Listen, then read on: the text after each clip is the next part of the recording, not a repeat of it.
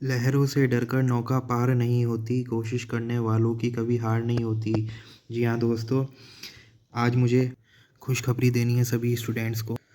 लड़का होकर एसबीआई आशा स्कॉलरशिप में क्वालिफाई कर जाना फॉर द नेक्स्ट राउंड अपने आप में एक किला जीतने वाली बात है। इसमें रिजर्वेशन भी था गर्ल्स के लिए और साथ ही साथ एससी एसटी कैंडिडेट्स के लिए भी काफ़ी तगड़ा रिजर्वेशन दे रखा था। स्पेशल चीज़ मैं आपको बता स्पेशल ये बात है कि जो स्टेटस है वो चेंज होकर qualified for the next round show हो रहा है सभी के एप्लीकेशन उस पे पोर्टल पर। तो आज इस वीडियो में हम जानेंगे कि क्या प्रोफाइल ये जो लिखा हुआ आ रहा है सभी के, क्योंकि इन्होंने अपडेट किया है ना अपना इंटरफेस बड़ी फॉर स्टडी वालों ने। तो अब लिखा हुआ आ रहा है your profile meets the basic eligibility criteria, we will now verify your documents if required please submit your video interaction. तो इसका मतलब जानेंगे एंड अब क्या क्रेडिट हो जाएगा वाकई में पैसा। तो जो अपडेट है वो 22 नवंबर की आज ही वीडियो बना रहा हूँ मैं। और गुड न्यूज़ ये है सभी के लिए क्योंकि सभी का ये मोस्टली स्टूडेंट्स का qualified for the next round show हो रहा है। एक अपडेट ये है कि एचडीएफसी स्कॉलरशिप में अब डायरेक्टली लिखा हुआ आ रहा है यू हैव बीन डिसक्वालीफाइड, मतलब कि you are not selected for the. मेरे में नहीं आ रहा, मेरे में तो उसमें भी आ रहा है, मगर मैंने काफ़ी सारे स्क्रीनशॉट्स देखे तो जिनका सिलेक्शन नहीं हुआ है उन्हें आज पता लग गया होगा। फ़ेज़ 2 की बात कर रहा हूँ मैं, फ़ेज़ 1 का तो आई गेस हो भी गया है सब कुछ कंप्लीट। तो देखते रहिए दोस्तों, चैनल को सब्सक्राइब कर दो, मेरे चैनल का नाम है आगे हमेशा। तो देखो मैंने डायरेक्टली ये वेब पोर्टल खोल लिया यहाँ पे और देख लो यहाँ पे क्लियरली मेरा एप्लीकेशन स्टेटस आ रहा है लिखा हुआ कि क्वालिफाइड। ये देखो क्वालिफाइड लिखा हुआ आ रहा है मेरा स्टेटस, ठीक है ना। तो देखिएगा दोस्तों, उसमें जो लिखा हुआ आ रहा है ना कि ये जो अजीब सी टर्म लिखी हुई आ रही है वीडियो इंटरेक्शन के लिए, तो देखो ऑलरेडी कंप्लीटेड है वीडियो इंटरेक्शन, तो दोबारा कंप्लीट करने की ज़रूरत नहीं है। इस लिंक के वाया आप जाकर देख भी सकते हो, मैं लिंक भी आपको शो कर देता हूँ जिससे कि आपकी पूरी मदद हो सके। video-app.buddyforstudy.com-dashboard, जैसे ही आप इस पर क्लिक करोगे ध्यान रहना कि आप लॉग्ड इन हो अपने सिस्टम में। ये लिंक तभी वर्क करेगा जब आप लॉग्ड इन हो अपने सिस्टम में। अगर आपने लॉगिन नहीं कर रखा तो ये लिंक फेल हो जाएगा या फिर किसी और जगह गलत जगह रीडायरेक्ट हो जाओगे आप। तो ध्यान रहे पहले आप अपने पोर्टल पर लॉगिन कर लो। जैसे ही आप इसमें लॉगिन करोगे आपको यहाँ पे सबमिटेड या फिर लिखा हुआ आएगा कि सबमिटेड नहीं कर रखा है तो पेंडिंग, वीडियो इंस्ट्रक्शन पेंडिंग। हो सकता है परिवर्तन ईसीएसएस स्कॉलरशिप के केस में ऐसा लिखा हुआ आ जाए। बेस्ट बात यह है कि सारी स्कॉलरशिप बिल्कुल फ्री ऑफ कॉस्ट मिलती हैं, एक भी चार्ज नहीं देना पड़ता। और जो भी स्टूडेंट्स चाहे यूजी पीजी चाहे स्कूल कर रहे हो उनके लिए बहुत अच्छी स्कॉलरशिप अपॉर्चुनिटीज़ हैं ये। तो जब अब इतना सब कुछ हो ही गया तो मैं तो मान के चल रहा हूँ कि 1 महीना मुझे और वेट करना पड़ेगा और रिज़ल्ट आपके सामने होगा। तो अभी से मुँह मीठा कर लो, मैं अकेले ही थोड़ी ना सेलेक्ट होऊंगा भाई, पूरे 23,000 बंदे से ज़्यादा, 23,000 स्टूडेंट से ज़्यादा सेलेक्ट होंगे। 90 करोड़ का बजट है।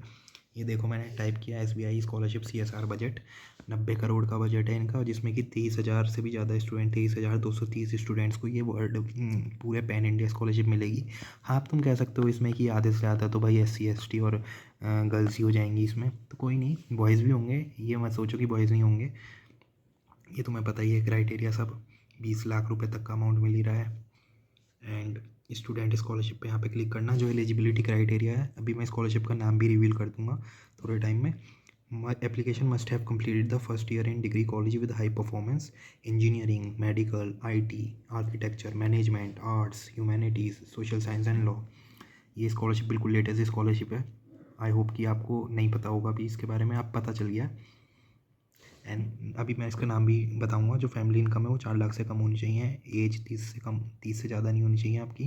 एंड कोई भी आप कोर्स परस्यू कर रहे हो, बीएड वालों को भी ये मिल सकती है। एंड 2025 24 23 22 सब हर साल मिलती है स्कॉलरशिप। और पता है सेरेमनी होती है इस स्कॉलरशिप की, मुंबई में बुलाते हैं और डायरेक्टली हैंड ओवर कर देते हैं चेक टू द स्टूडेंट, उसके उसके नाम पर ही। तो ये तुम्हें ना, देखो मैं बताता हूँ तुम्हें, ये नहीं है कि तुम्हें अप्लाई करना पड़ेगा उस तरह से जैसे तुम करते हो आज तक। इसका सिस्टम थोड़ा सा अलग है इस स्कॉलरशिप का। देखो स्कॉलरशिप ओवर द ईयर्स इन्होंने दिखा भी रखा है, कितनी सारी स्कॉलरशिप्स इन्होंने दे रखी हैं। चलो तो अब देखते हैं कैसे इसमें फिल करेंगे स्कॉलरशिप फॉर्म। 2026 पे क्लिक करेंगे। इसका फॉर्मेट देखते हैं सबसे पहले क्या है। तो ये जो स्कॉलरशिप दी जा रही है, ये दी जा रही है प्रियदर्शनी अकेडमी की तरफ से। अब अकेडमी समझ के ये मत सोच लेना कि तुम्हें कहीं इनरोल करना पड़ेगा किसी अकेडमी में किसी कोर्स में, ऐसा नहीं है। ये भी नोबल कोर्स के लिए, चैरिटेबल कॉज के लिए दी जा रही है स्कॉलरशिप। जो तुम्हें कुछ स्कॉलरशिप्स जैसे कि ये ऐसा होता है कि उसमें आपको बाय स्पीड पोस्ट इनको फॉर्म देना पड़ता है, सबमिट करना पड़ता है। तो ऑनलाइन प्रोसेस नहीं है इसका, बहुत सारे रीजन होते हैं भाई। अब देखो वेबसाइट है, वेबसाइट मतलब जो NGOs हैं, जो चैरिटेबल ट्रस्ट है, मेरी बात समझो तुम ध्यान से, वो सॉफ्टवेयर इंजीनियर्स या डेवलपर्स तो है नहीं, या वेब डेवलपर्स तो है नहीं, तो वो वेबसाइट अपनी बनाएंगे कैसे? या तो उन्हें किसी और को वो टास्क हैंड ओवर करना पड़ेगा, अब उसमें भी अच्छा खासा बजट जाता है। तो अब सबके अपने अपने अलग अलग तरीके होते हैं, तो कोई ना कोई इस तरह से भी करता है कि जैसे फॉर्म मंगा लिए डायरेक्ट स्टूडेंट से। इसमें ना क्या होता है कि बहुत ही ज़्यादा चांसेस होते हैं सिलेक्शन के। एक तो इन स्कॉलरशिप्स के बारे में ज़्यादातर लोगों को पता नहीं होता। अब देखो इसमें क्या है, अभी मैं वो भी बताऊंगा तुम्हें जो मैं शुरू में कह रहा था ना, मुंबई की ट्रिप फ्री, तो मैं ऐसा क्यों कह रहा था। तो इसमें क्या है कि 5 मार्च से पहले तक पहले पहले आपका सब कुछ डिक्लेयर हो जाएगा। Selected students, day, date, time and venue सब कुछ डिक्लेयर हो जाएगा। देखो ये अच्छी बात है, इन्होंने लिख रखा है सब डिक्लेयर कर देंगे। तो फिर ये नहीं कि आपको बार बार उसी लूप होल में फंसे रहोगे कि बार बार अपना स्टेटस चेक करना, वो सब नहीं है। एप्लीकेशन फॉर्म में देख लो अपना नेम, मिडिल क्लास, मतलब मिडिल क्लास कह रहा हूँ middle name, surname, date and place of birth, address for the purpose of contact, educational qualification, extra curricular activities. ये चीज़ें है ना, ये वेटेज देती हैं एप्लीकेशन को। सीक्रेट चीज़ है, मैं बता रहा हूँ मैं तुम्हें, बहुत वेटेज देती हैं। रिकॉग्निशन बहुत वेटेज देता है, क्योंकि ये चीज़ें ना बहुत कम स्टूडेंट्स की हुई भी होती हैं।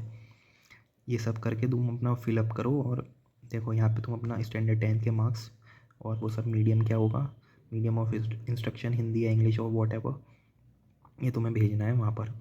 अब मैं तुम्हें बताता हूँ बात क्या है। एक मिनट, ये भी देख लेते हैं खोल के, 2 फॉर्म है ना, देखते हैं दूसरे में क्या निकलेगा। ये जो दूसरा फॉर्म है ना, ये भी आपको फिल करना है, गूगल फॉर्म है, नेम, DOB। ध्यान रहे दोनों फॉर्म फिल करने हैं आपको साइमल्टेनियसली, एक भी फॉर्म छोड़ दिया तो फिर गड़बड़ हो जाएगी।